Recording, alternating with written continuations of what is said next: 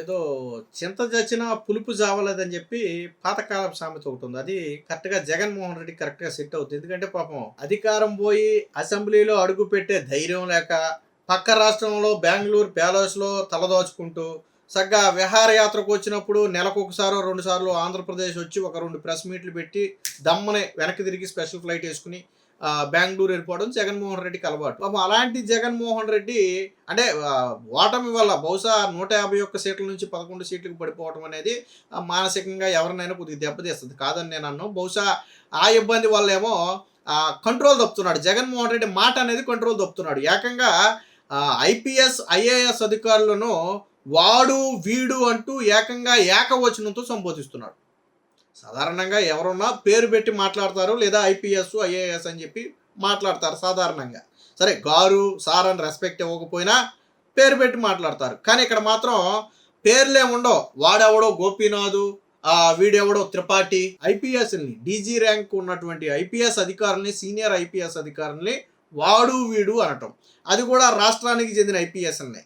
వాస్తవానికి దేని గురించి మాట్లాడాడు అంటే కల్తీ నెయ్యికి సంబంధించి సిట్టు ఆల్రెడీ సుప్రీంకోర్టు ఆధ్వర్యంలో సిబిఐ చీఫ్ ఆధ్వర్యంలో నడుస్తున్నటువంటి ఈ సిట్టు నుంచి సిట్కి ఒక 2 అధికారులు రాష్ట్ర పోలీసు నుంచి ఉన్నారు. ఆ ఇద్దరే, ఒకటి గోపీనాథ్, 2 త్రిపాఠి. సో వీళ్ళిద్దరిని ఎందుకు తీసుకున్నారంటే వీళ్ళిద్దరికీ నీతి నిజాయితీ పరులుగా ఆ శాఖలో పేరుంది. ఇప్పటివరకు ఎటువంటి ఆరోపణలు కూడా వాళ్ళ మీద లేవు. కాబట్టి నిజాయితీగా పనిచేస్తారనే నేపథ్యంలో వాళ్ళని సిట్లోకి తీసుకున్నారు. అది జగన్మోహన్ రెడ్డికి నచ్చల. మళ్ళీ అదే సిట్లో సిబిఐ అధికారులు ఉన్నారు. వాళ్ళ మీద నోరెత్తల జగన్మోహన్ రెడ్డి. సిబిఐ అధికారుల మీద నోరెత్తితే ఆల్రెడీ మన ముట్టి కింద ఉన్నాయి కదా 31 కేసులు, అందులో 11, 12 సిబిఐ కేసులు ఉన్నాయి కదా, వాటిలో ఎక్కడ బయటకు లాగుతారో అని భయం. కాబట్టి సిబిఐ అధికారుల మీద నోరెత్తే ధైర్యం ఉండదు మనకి. మనం ఎవరి పేరు ఎత్తితే మనం ఇబ్బంది పడతాం, వాళ్ళ పేరు మనం ఎత్తాం. ఎవరి పేరు ఎత్తితే మనల్ని ఎవడు ఏం చేయలేడో ఆ పేరు మట్టికి ఎత్తి వాడు వీడు అని మాట్లాడటం. ఒక మాజీ ముఖ్యమంత్రి అయి ఉండి, ఇప్పుడు కూడా ఒక పార్టీకి అధ్యక్షుడిగా ఉండి, రేపో మాపో నేను సీఎం అవుతానని చెప్పుకునే జగన్మోహన్ రెడ్డి ఐపీఎస్లను వాడు వీడు అంటే జగన్మోహన్ రెడ్డి అధికారులకు ఎంత విలువ ఇచ్చేవాడు తన దగ్గర ఉన్నప్పుడు అనేదానికి ఇది ఒక ఉదాహరణ.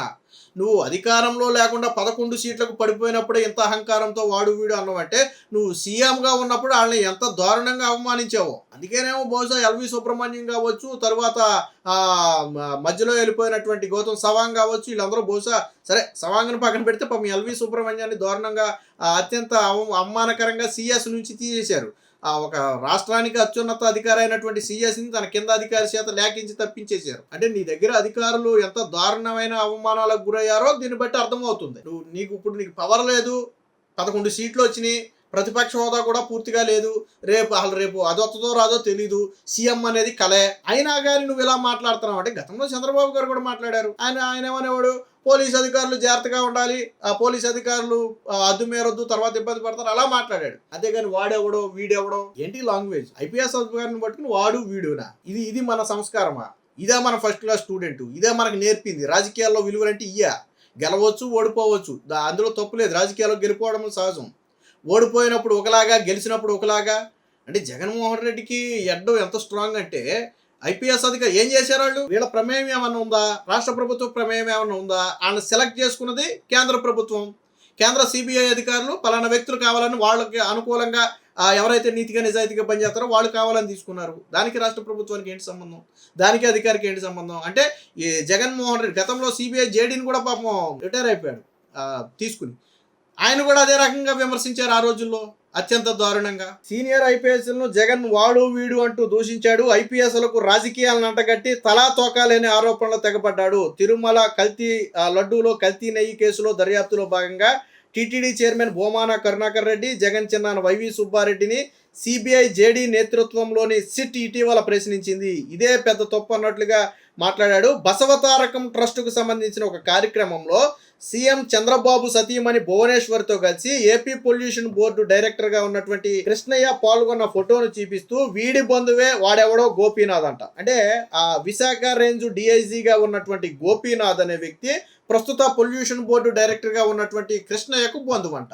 అయితే ఏంటి, కృష్ణయ్య ఏమన్నా సిట్టులో తన బంధువుని తీసుకెళ్లి పెట్టాడా, లేకపోతే చంద్రబాబు నాయుడు ఏమైనా ఈయన కృష్ణయ్య బంధువుని తీసుకెళ్లి సిట్టులో పెట్టాడా? టీంలో ఎవరు ఉండాలని డెసిషన్ తీసుకుంది ఎవరు? సిబిఐ తీసుకుంది. దాన్ని ఎవరు ఆమోదించారు? సుప్రీంకోర్టు ఆమోదించింది. వైవి సుబ్బారెడ్డి వెళ్ళాడు కదా గతంలో తిరుపతి అడిషనల్ ఎస్పీ ఈ కేసులో ఉండటానికి అర్హత లేదు, అప్పన్నను విచారణకు హాజరుగా ఉమ్మని నోటీసులు ఇస్తే, తర్వాత వైవి సుబ్బారెడ్డి బ్యాంకు లావాదేవీలు ఇవ్వాలని చెప్పి ఆ బ్యాంకుకి ఆయన నోటీస్ ఇస్తే, అసలు ఈ అధికారి సిట్లో ఉండటానికే కుదరదు, సిట్టు నుంచి తీసేయాలని చెప్పి కోర్టుకి వెళ్తే సుప్రీంకోర్టు ఏమంది? నువ్వెవడవా తీసేయడానికి? సిబిఐ చీఫ్ ఇష్టం, అది సిబిఐ నేతృత్వంలో జరుగుతుంది, ఆయనకి కావాల్సిన అధికారిని నియమించుకునే అర్హత ఆయనకు ఉంది, మీరెవరు మధ్యలో తీసేయమంటానికని సుప్రీంకోర్టు చివాట్లు పెట్టిందా లేదా వైవి సుబ్బారెడ్డిని? ఆ తర్వాతే కదా మీరు అన్నీ మూసుకున్నారు. సో ఒక అధికారి ఉండాలా వద్దా అనేది కోర్టు డెసిషన్. మీరు ఎవరు మరి సిబిఐ అధికారుల మీద ఎందుకు విమర్శలు చేయాలి? అసలు కేసు మొత్తం ఉంది సిబిఐ చేతిలో కదా, వీళ్ళు ఇందులో సభ్యులు మాత్రమే కదా వీళ్ళు, మరి వాళ్ళ గురించి ఎందుకు మాట్లాడాలా? అశ్వతారకంలో జరిగిన ఒక కార్యక్రమానికి పొల్యూషన్ బోర్డు డైరెక్టర్గా చైర్మన్గా ఉన్న ఆయన పాల్గొంటే జగన్మోహన్ రెడ్డికి ఏమొచ్చింది? బోర్డు డైరెక్టర్గా ఉన్న కృష్ణయ్య పాల్గొంటే జగన్మోహన్ రెడ్డికి ఏంది నొప్పి? ఆయన బంధువు అని చెప్పి గతంలో మీకు గుర్తుందో లేదో, జగన్మోహన్ రెడ్డికి బాగా అలవాటు, సుచిత్ర అలా ఇదే మనకి కోవిడ్ వ్యాక్సిన్ తయారు చేశారు కదా, అప్పుడు కూడా ఏం విమర్శలు చేశాడు? చంద్రబాబు నాయుడికి బంధువులేగా, రామోజీరావుకి వీళ్ళు బంధువులేగా, రాష్ట్రానికి వ్యాక్సిన్లు ఇవ్వచ్చుగా, వీళ్ళంతా కావాలని బ్లాక్ చేసి రాష్ట్రాన్ని ఇబ్బంది చేతగాక, పక్క రాష్ట్రాలేమో అప్పట్లో కోవిడ్కి వ్యాక్సిన్లు కావాలని పక్క రాష్ట్రాలు ఆర్డర్ ఇచ్చింది, వాళ్ళు ప్రయారిటీ ఆర్డర్ కూడా విడుదల చేశారు. ఆంధ్రప్రదేశ్ అప్పుడు 6లోనో 7లోనో ఉంది ప్రయారిటీ ఆర్డర్లు, ఎందుకంటే వాళ్ళకంటే ముందు ఆర్డర్ ఇచ్చిన రాష్ట్రానికి వాళ్ళు సప్లై చేస్తారు, మనమేమో ముందు ఏడవలేము కాబట్టి వెనకబడిపోయాం. అది ఏడవకుండా నేను ముందు మేలుకోలేదు, నేను ముందు ఆర్డర్ ఇవ్వలేదని ఏడవకుండా చంద్రబాబు నాయుడుకు బంధువులేగా, రామోజీరావుకు బంధువులేగా అని చెప్పి వాళ్ళని అవమానించారు. తర్వాత వాళ్ళకి ఏదో అవార్డులు కూడా వచ్చాయి, మొన్న పద్మశ్రీ అవార్డులు, మొత్తానికి అవార్డులు కూడా వచ్చాయి. జగన్మోహన్ రెడ్డికి అలవాటు బాగా వాళ్ళ బంధువులు వాళ్ళ చుట్టాలు అని చెప్పి లింకులు పెట్టి మాట్లాడి చేయటం జగన్మోహన్ రెడ్డికి బాగా అలవాటు. ఆ బుద్ధి మారలా ఇంకా. ఇప్పుడు కూడా అందుకనే ఈ కృష్ణయ్యకే బంధువేనే ఈ వ్యక్తి డిఐజీ, విశాఖ రేంజ్ డిఐజీ, కాబట్టి అతన్ని విమర్శించడం. అలాగే లడ్డూ కల్తీ వ్యవహారం సిట్ ఏర్పాటు చేసింది రాష్ట్ర ప్రభుత్వం కాదు, సిబిఐతో కలిసి రాష్ట్ర పోలీసులు దర్యాప్తు బృందంలో భాగమయ్యారు, ఇది స్వయంగా సుప్రీంకోర్టు ఆధ్వర్యంలో జరుగుతుంది, ఇది అందరికీ తెలిసిందే.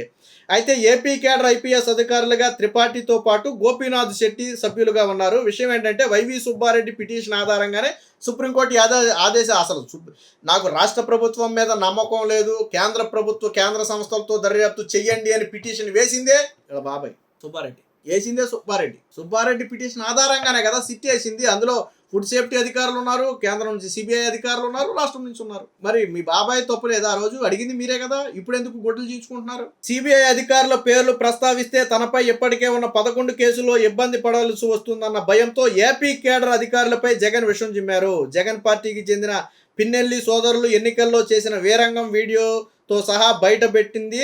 అలాగే మహిళా ఏజెంట్ మీద నుదుటిపై గొడ్డలతో నరికిన వ్యక్తిని అరెస్టు చేసింది త్రిపాఠి. అంటే జగన్మోహన్ రెడ్డి హయాంలో పిన్నెల్లి ఏదైతే ఈవీఎం బాక్సులు బద్దలు కొట్టాడో ఆ వీడియోని బయట పెట్టడంతో పాటు వాళ్ళ మీద చర్యలు.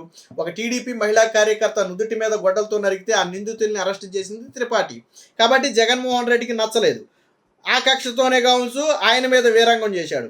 ఆయన ఏమి వీరంగం చేశాడో అంటూ త్రిపాఠిని ఉద్దేశించి జగన్ నోరు పడేసుకున్నాడు. ఇక గోపీనాథ్ జెట్టి తిరుపతి ఎస్పీగా ఉన్నప్పుడు జగన్మోహన్ రెడ్డికి అత్యంత సన్నిహితులు ఎర్రచందనం స్మగ్లర్ కొల్లం గంగిరెడ్డిని విదేశీ న్యాయస్థానాలను ఒప్పించి మరి విమానంలో భారత్కు తీసుకొచ్చి జైల్లో పెట్టాడు. బహుశా అది జగన్మోహన్ రెడ్డికి నచ్చలేదు, ఎందుకంటే తన సన్నిహితుడు రెడ్ శాండిల్ స్మగ్లర్ అయినటువంటి కొల్లం గంగిరెడ్డిని అరెస్టు చేశాడు. అది అందుకని నచ్చలేదు, అసలు విషయం అది. అంతే, దానికి ఏం చేశాడు, ఈ బంధువుని లింక్ చేశాడు అనమాట. అలాగే పోలీసు శాఖలో గోపీనాథ్ శెట్టికి నిజాయితీపరుడు సమర్థుడిగా పేరుంది. జగన్ ప్రభుత్వ హయాంలో విశాఖ మాన్యంలో పెరిగిపోయిన గంజాయి మోకల్ని ఇప్పుడు కూటమి ప్రభుత్వ అధికారంలోకి వచ్చిన తర్వాత కోకటి వేళ్లతో సహా పెకిలిచ్చేస్తున్నాడు. బహుశా అది కూడా జగన్మోహన్ రెడ్డికి నచ్చలేదు, విశాఖలో గంజాయి మొత్తాన్ని కూడా ఇది చేయటం. అంటే ఒక ఉన్నతమైన స్థానంలో ఉండి మాజీ ముఖ్యమంత్రిగా ఉండి రేపు ముఖ్యమంత్రి అవుతానని చెప్పుకునే వ్యక్తి అధికారులకు ఇలాగా బంధుత్వాలు, కులాలు, మతాలు అడ్డం పెట్టి మాట్లాడటం ఎంతవరకు కరెక్టు? పోనీ కొంతమంది మేనేజ్ చేస్తున్నారని మాట్లాడి ఉండొచ్చు, రాజకీయ విమర్శలు అనుకుందాం కాసేపు. వాడు వీడు అని చెప్పి మాట్లాడటం ఏంటి? ఒక సీనియర్ ఐపీఎస్ అధికారుల్ని, ఐజీ డిఐజీ ర్యాంక్ అధికారుల్ని వాడు వీడు అని మాట్లాడితే అది జగన్మోహన్ రెడ్డి అహంకారం, జగన్మోహన్ రెడ్డి అహంకారానికి నిదర్శనం అది. కాబట్టి ఎప్పటికైనా జగన్మోహన్ రెడ్డి అధికారుల మీద నోరు పరేసుకోవడం తగ్గించకపోతే తర్వాత వచ్చే ఎన్నికల్లో ప్రజలు కూడా ఈ అహంకారాన్ని గమనిస్తారు. అధికారుల మీద ఎలాగ ఉన్నాడంటే మన బోటు వాళ్ళ పరిస్థితి ఏంటని చెప్పి ప్రజలు కూడా ఆలోచిస్తే ఈ 11 సీట్లు కూడా వచ్చే పరిస్థితి ఉంది. Please subscribe to Leo News for more videos.